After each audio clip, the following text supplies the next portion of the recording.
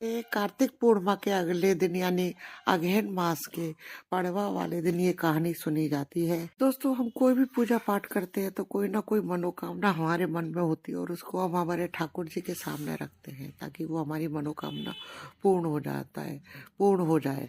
तो यह भी जो है हमारे खुद का घर बनाने की इच्छा अगर आपके मन में है तो यह कहानी आप अवश्य सुने। यदि आपका स्वयं का मकान है तब भी आप ये कहानी अवश्य सुने ताकि आने वाले समय में आपके बच्चों के लिए ये फलदायी हो। यह पूजा जो है प्राचीन काल से हमारी दादी नानियां करती चली आ रही है। इस पूजा का विशेष महत्व होता है। पूजा को आप मंदिर में भी कर सकते हैं या फिर अपने घर में के मंदिर में भी कर सकते हैं। इसके लिए आप गेरू का चौका लगा सकते हैं, मिट्टी का चौका लगा सकते हैं। अगर चौका नहीं लगाना चाहे तो बिना चौका लगाए भी कर सकते हैं। अगर आप चौका लगा रहे हैं और नहीं लगा रहे हैं तब भी जो है आप अपने लिए घर बनाएं। जैसे आपने अपने सपनों का घर बनाया है, सोचा है, उस तरीके से आप अपने लिए घर बनाएं। ये आटे से भी बना सकते हैं, चावल से भी बना सकते हैं घर। इस घर को आप गेहूं से भी बना सकते हो, जिस तरीके से चाहे वैसे आप इसे सजा सकते हैं। फिर आपने जो घर बनाया है, घर में बीच में जो स्थान खाली रखा है उसमें जो है आटे से चिड़े चिड़े बना करके रखे। चिड़ी चिड़ा की जो है पूजा करो और आपने जितने भी कमरे वगैरह अपने घर के बनाए उन सब में जो है दीपक रखे।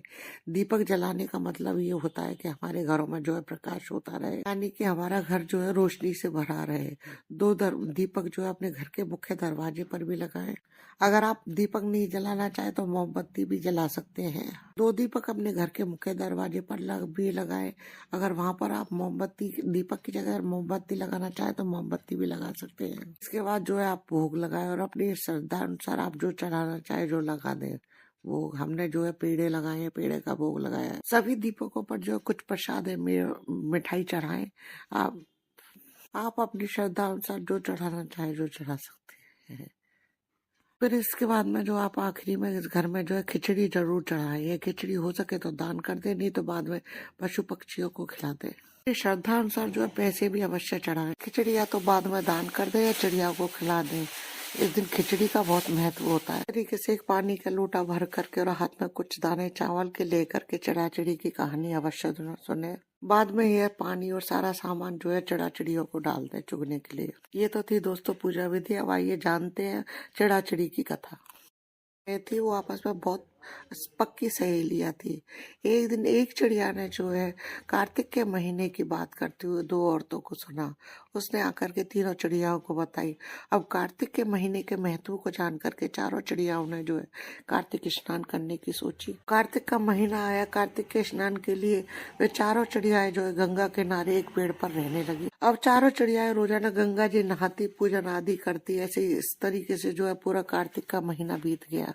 प्रतिपदा का दिन आया। प्रतिपदा के दिन खिचड़ी बनाने के लिए उन्होंने दाल चावल घी इकट्ठा किया, खिचड़ी बनाई। अब एक चिड़िया वहीं बैठ गई खिचड़ी के पास में। तीनों चिड़िया नहाने चली गई। अब एक चिड़िया नहा करके आई, उसको बहुत जोर से भूख लगी थी।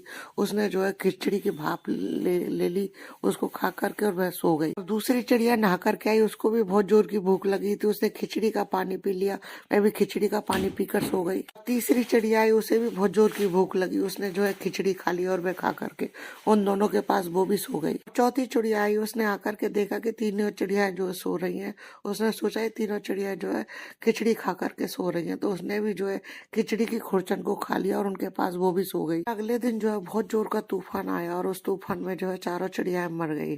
और अगले जन्म में जो है जिस चिड़िया ने जो है खिचड़ी की भाप खाई थी वह राजा के घर में राजा की कन्या का जन्म लेकर के पैदा हुई। चिड़िया ने पानी पिया था खिचड़ी का, वह कुम्हार के घर में पैदा हुई। और जिस चिड़िया ने खिचड़ी खाई थी वह ब्राह्मण के घर में पैदा हुई। और जिस चिड़िया ने खुरचन खाई थी वह राजा के महल में जो है दासी बनी। कुम्हार की लड़की जो है राजा के महल में दासी बन गई। ब्राह्मण की बेटी जो है उनकी सखी बनी। राजकुमारी को जो है अपने पूर्व जन्म की सारी बातें याद थी। जब राजकुमारी का विवाह हुआ तो उसने अपने पिता से कहा कि मैं मेरी सहेली और इस हथनी को साथ लेकर के जाऊंगी, मेरी सहेली व दासी को साथ लेकर के जाऊंगी। तो राजा ने कहा ठीक है। अब उस राजा की बेटी ने कहा कि मैं हथनी को भी साथ लेकर के जाऊंगी। तो राजा ने कहा ठीक है। राजा ने अपने सैनिकों को आदेश दिया कि हथनी को ले आओ।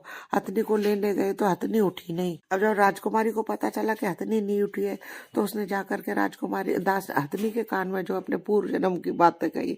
तो हथनी तुरंत जो है बैठी हो गई। अब यह देखकर राजकुमार जो है राजकुमारी से बोला कि तुमने इसके कान में ऐसा क्या कहा है जो ये तुरंत खड़ी हो गई? तुम कौन हो? तुम मुझे सच सच बताओ। तो राजकुमारी ने जो है राजकुमार को सारी बातें सच सच बता दी तो राजकुमार बोला कि कार्तिक नहाने का इतना बड़ा पुण्य होता है, चिड़िया को जो है मानव योनि मिल जाए। हम दोनों भी जो है जोड़े से कार्तिक स्नान करेंगे और खूब दान पुण्य करेंगे। अब राजकुमार और राजकुमारी ने जो है जोड़े से कार्तिक स्नान की। इसके फलस्वरूप वो दोनों जने जो है इस लोक को भोगते हुए अंत में बैकुंठ को प्राप्त हुए। ठाकुर जी महाराज, आपने जैसे राजकुमार राजकुमारी को जो है बैकुंठ को वास दिया, वैसे ही इस कहानी को कहने वाले, सुनने वाले और हुकारा बनने वाले सभी को जो है बैकुंठ का वास देना। हम सब पर जो है अपनी कृपा बनाए रखना। बोलो कार्तिक महाराज की जय। दोस्तों, यदि आपको मेरा ये वीडियो अच्छा लगे तो लाइक शेयर कीजिए, चैनल को सब्सक्राइब कीजिए, पास ही में बेल आइकन को दबाइए जिससे मेरे आने वाले हर नए वीडियो का नोटिफिकेशन आपको मिल जाए। राधे राधे।